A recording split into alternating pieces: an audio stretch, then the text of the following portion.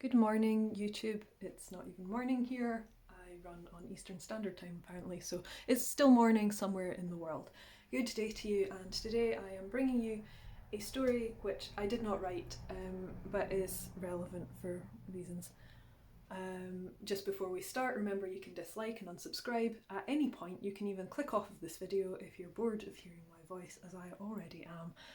You have absolutely no obligation to see this through to the end, so feel free to take your YouTube patronage elsewhere and listen to someone who you actually enjoy. If you're still here for whatever reason, this is not my own story.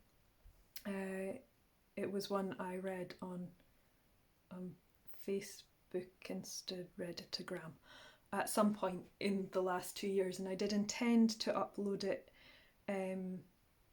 on the 15th of April 2020, and having overshot that by only slightly more than a year, I think I'm doing alright given my usual time scheduling.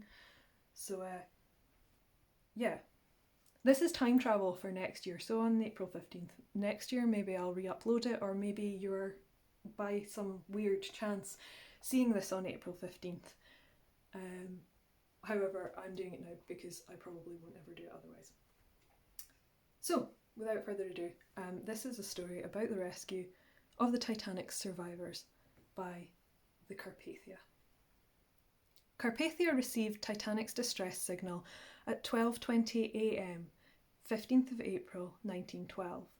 She was 58 miles away, a distance that absolutely could not be covered in less than 4 hours. California's exact position at this time is controversial. She was close enough to have helped. By all accounts, she was close enough to see Titanic's distress rockets. It's uncertain to this day why her crew did not respond, or how many might not have been lost if she had been there. This is not a place for what-ifs. This is about what was done. Carpathia's Captain Ralston had, yes, rolled out of bed instantly when awoken by his radio operator, ordered his ship to Titanic's aid, and confirmed the signal before he was fully dressed. The man had never in his life responded to an emergency call. His goal tonight was to make sure nobody who heard that fact would believe it. All of Carpathia's lifeboats were swung out ready for deployment. Oil was set up to be poured off the side of the ship in case the sea turned choppy. Oil would coat and calm the water near Carpathia if that happened, making it safer for lifeboats to draw up alongside her. He ordered lights to be rigged along the side of the ship so survivors could see it better, and had nets and ladders rigged along her sides, ready to be dropped when they arrived in order to let as many survivors as possible climb aboard at once.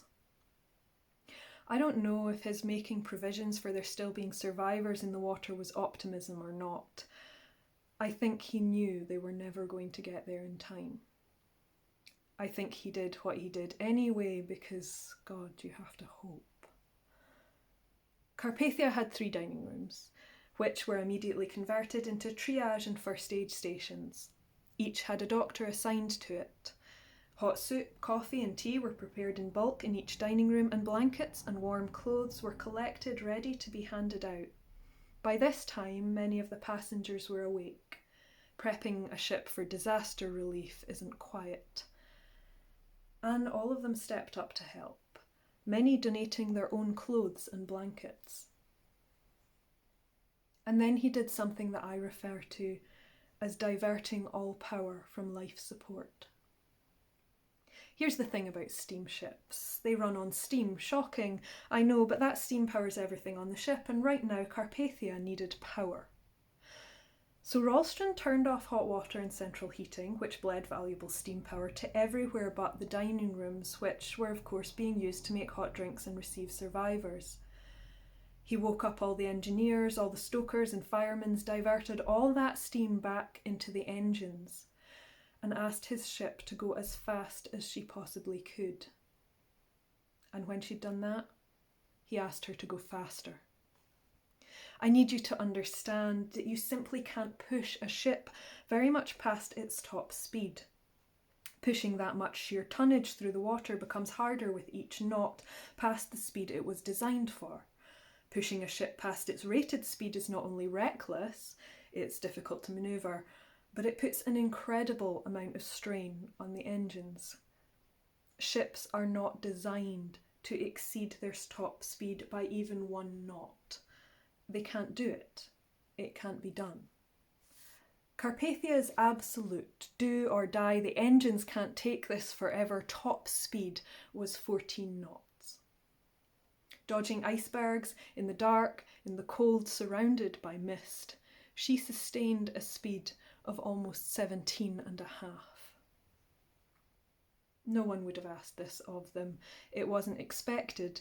They were almost 60 miles away with icebergs in their path. They had a responsibility to respond. They did not have a responsibility to do the impossible and do it well. No one would have faulted them for taking more time to confirm the severity of the issue. No one would have blamed them for a slow and cautious approach. No one but themselves. They damn near broke the laws of physics, galloping north into the dark in the desperate hope that they could shave an hour, half an hour, 5 minutes off of their arrival time, maybe for one more person. Those 5 minutes would make the difference. 3 people had died by the time they were lifted from the lifeboats. For all we know, in another hour it might have been more. I say they made all the difference in the world. This ship and her crew received a message from a location they could not hope to reach in under 4 hours. Just barely over 3 hours later, they arrived at Titanic's last known coordinates. Half an hour after that, at 4 a.m, they would finally find the first of the lifeboats. It would take until 8:30 in the morning for the last survivor to be brought on board. Passengers from the Carpathia universally gave up their berths, staterooms and clothing to the survivors, assisting the crew at every turn and sitting with the sobbing rescuees to offer whatever comfort they could.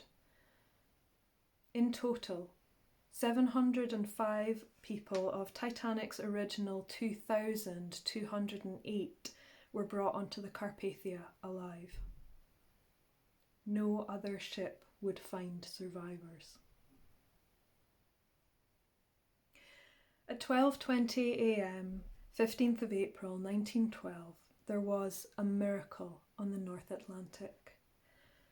It happened because a group of humans, some of them strangers, many of them only passengers, on a small and unimpressive steamliner, looked at each other and decided, I cannot live with myself if I do less. I think the least we can do is remember them for that.